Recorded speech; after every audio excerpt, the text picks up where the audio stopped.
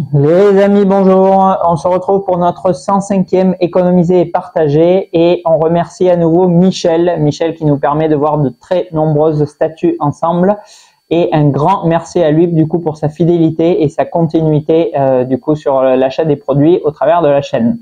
Alors, on voit aujourd'hui une nouvelle statue Sideshow de la gamme Mythos. On avait déjà vu Obi-Wan ensemble. Aujourd'hui, on va voir Anakin avec une statue qui est à peu près dans la même mouvance, le même esprit, le même ratio de remise du coup sur cette statue, puisqu'on est toujours sur les déstockages fabricants et non fournisseurs ici, avec Sideshow qui bradait plus ou moins ses produits à quasiment 50% de leur valeur initiale. Alors, ce Anakin, on le retrouve dans les commerces entre 600 et 700 euros, disons 630, 650, 680 euros selon les revendeurs. Bon, jusqu'à 800-900 pour les plus rêveurs. Ici, on était du coup sur 380 euros avec l'économiser et partager, numéro 105 qu'a réalisé Michel sur cette statue. Alors, tout comme l'Obi-Wan, on va retrouver du coup un Anakin guerre des clones, je dirais, entre l'épisode 2 et l'épisode 3, puisqu'on va avoir du coup la tenue qu'il porte lorsqu'il entraîne Ahsoka et qui combat du coup ses armées de droïdes. Une tenue qui est relativement sympathique, je trouve. Elle est plus fournie, plus riche du coup que la tenue de Padawan ou de Jedi qu'on retrouve ou dans l'épisode 2 ou dans l'épisode 3. Sur le socle, on va retrouver deux droïdes classiques coupés en deux et un droïde casse sur lequel Annie va du coup venir se prendre appui. On a aussi un tuyau du coup dans l'horizontalité du coup du socle et un décor, comme on retrouvait un petit peu d'ailleurs sur l'Obi-Wan Tatooine ou sur le premier Obi-Wan Attaque des clones, typé du coup roche sable. Bon, c'est une statue qui est dans l'ensemble relativement dynamique et bien exécutée. On a, comme à l'accoutumée, moi voilà, maintenant vous le savez, je vous le dis à chaque vidéo, un petit peu de problème avec les tailles. Alors bon, je vais sûrement être repris comme d'habitude, mais pour moi, on est grosso modo sur une quarantaine de centimètres jusqu'à la tête de Annie. Alors bien sûr que si on prend le sabre en compte, bon là, on doit venir se promener entre 50 et 60, mais une statue pour du 1/4 qui est pour moi un peu simpliste et quand même pas ultra impressionnante, ultra fournie. Alors, au point de vue de la peinture du socle, c'est quand même relativement pas mal exécuté, puisque du coup on a cette espèce de mélange terre-pierre dans des tons qui vont du coup de l'ocre un peu couleur sabre jusqu'à des dégradés du coup de brun relativement sombre, quelques touches du coup de bronze sur la partie avant.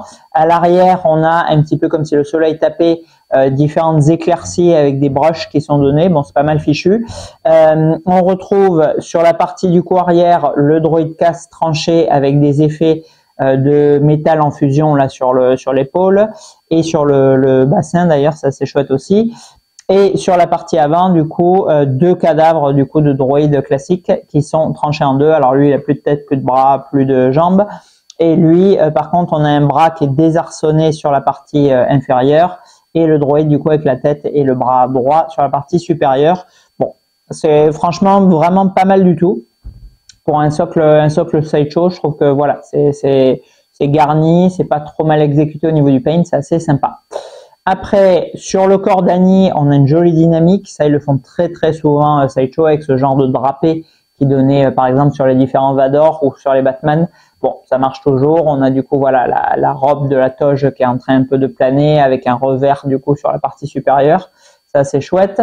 L'armure, bon, un petit peu de Battle de Mage aussi, c'est pas trop mal fichu.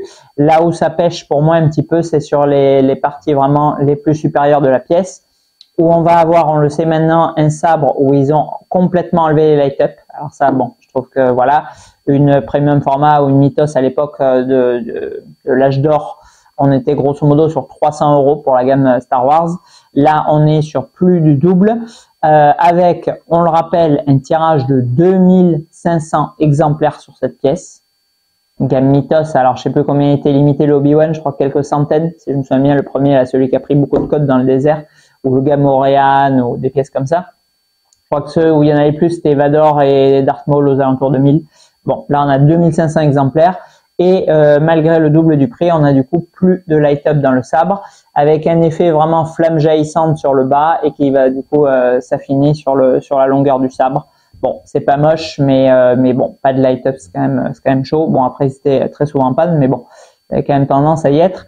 Et là où vraiment ça pêche, c'est sur le visage du Anakin. Alors là, très honnêtement, je suis vraiment sincèrement confus pour Michel, que j'apprécie beaucoup et avec qui on parle souvent et qui nous permet de voir de nombreux statuts sur la chaîne. Mais alors, autant sur Obi-Wan, bon, c'était pas catastrophique en soi, autant sur le Anakin, c'est clairement laid. Voilà, LAID, moche, MOCHE, bon, on va dire pire. Alors, on a deux head sculpts du coup sur cette statue. On a la head sculpt tête impassible, je sais pas, ouais, neutre, j'ai envie de dire. Alors, bon, quand même énormément de mal pour le coup à reconnaître Hayden Christensen là-dessus. Bon, bien sûr, la chevelure, ça va, c'est à peu près bon. Par contre, franchement, alors je veux bien que ce soit mythos, genre un peu stylé comics, mais franchement, on le reconnaît absolument pas du tout, je trouve. Les yeux, pas du tout, enfin, il n'y a rien. Le nez, un peu le nez de profil, mais franchement, vraiment pas Jojo. Alors, cette tête, bon, elle limite un peu les dégâts, entre guillemets, même si elle n'est pas ressemblante. Sauf qu'il est dans une position dynamique de ouf, en train de mettre un coup de sabre. Donc, vous vous doutez bien, bon, je suis pas mimeur, mais vous doutez bien que quand vous prenez toute votre force pour mettre un grand coup de sabre dynamique, vous êtes plutôt là que... Voilà. Bon.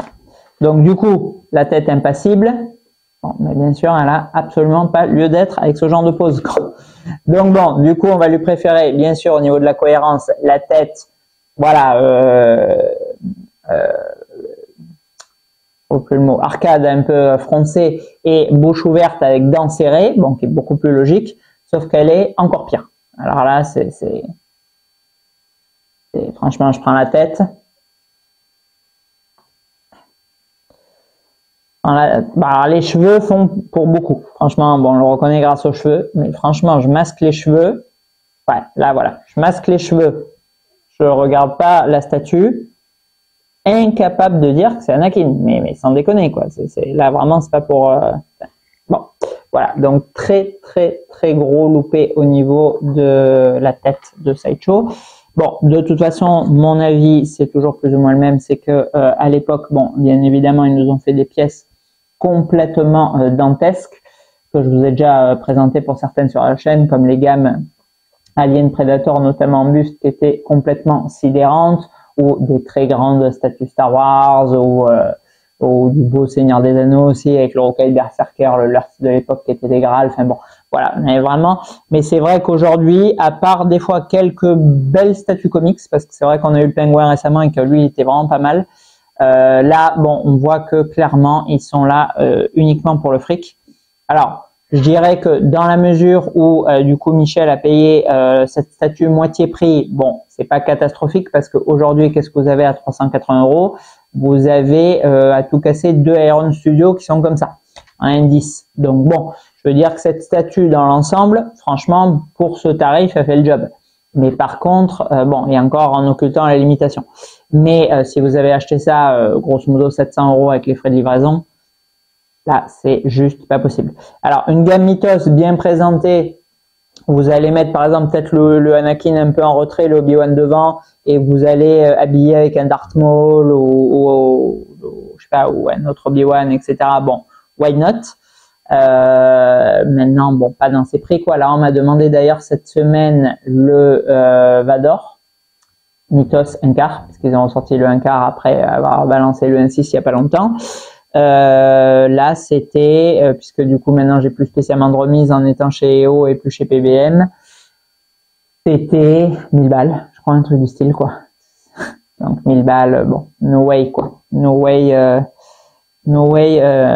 total, quoi. Je regardais à côté, là, chez Breeze Comics, le life size, alors ça n'a rien à voir, certes, mais bon, le life size de Cell, c'est limité 40 exemplaires, alors ok, bon, eux, ils sont pas là pour faire du pognon, ils n'ont pas de licence à acheter, etc. Mais le truc, il valait le même prix, quoi. Et le machin, il doit faire 50 kilos et 1 mètre sur 1 mètre, quoi. Donc bon, je veux dire, voilà, bref. Bon, comparons ce qui est comparable. Vous me direz, un magnifique poil de chat, alors que je n'ai pas de chat. Voilà, donc pour résumer, en réalisation globale, je vais mettre un petit 13 sur 20 à cette statue parce qu'il faut quand même prendre en compte son prix, 380 €, un prix extrêmement bas. On a une dynamique grosso modo et une scène qui est relativement, qui rappelle pour ceux qui ont regardé l'attaque des clones, la série. Je trouve que c'est assez sympa. Maintenant, bon, encore une fois, on n'est pas sur du transcendant, mais bon, du transcendant à 380 €, on va peut-être pas être exigeant parce que de nos jours, même pour 3000, on n'est vraiment pas sûr d'être transcendé. En réalisme et fidélité, alors là, désolé, mais 8 sur 20 sur cette statue, parce que même si au niveau du body, des cheveux et tout, ça passe, le visage, il est juste pas possible. Le visage, sans exagérer, je lui mettrais 4 sur 20. Je suis vraiment désolé pour Michel, mais il est affreux. En rapport qualité-prix, là, on va lui mettre une note pas trop mal aussi, de 13 d'ailleurs.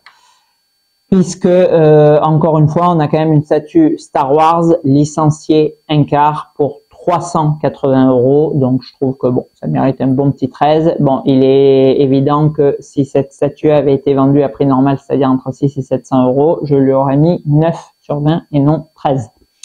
Maintenant, en note globale, en prenant en compte le prix, qui est vraiment le très gros point positif de cette pièce qu'on voit aujourd'hui, je vais lui mettre tout juste la moyenne, 10 sur 20. Parce qu'encore une fois, j'adhère pas du tout à la politique de Sideshow de sortir des pièces en 1/6, de le ressortir juste après en 1/4, de faire 2500 exemplaires d'une gamme Mythos qui est censée être un peu une gamme de niche pour les ultra fans de Star Wars et d'en avoir, il faut le dire clairement, rien à briser de faire ce genre de visage sur une statue. Donc 10 sur 20 du coup pour cette statue Anakin. Allez, merci beaucoup du coup à Michel. Vraiment désolé qu'après le magnifique Batman que j'ai envoyé récemment, il reçoive ça. J'espère que bon, qu'il fera quand même malgré tout. Et on se retrouve très prochainement pour du Prime Studio, je pense. À bientôt.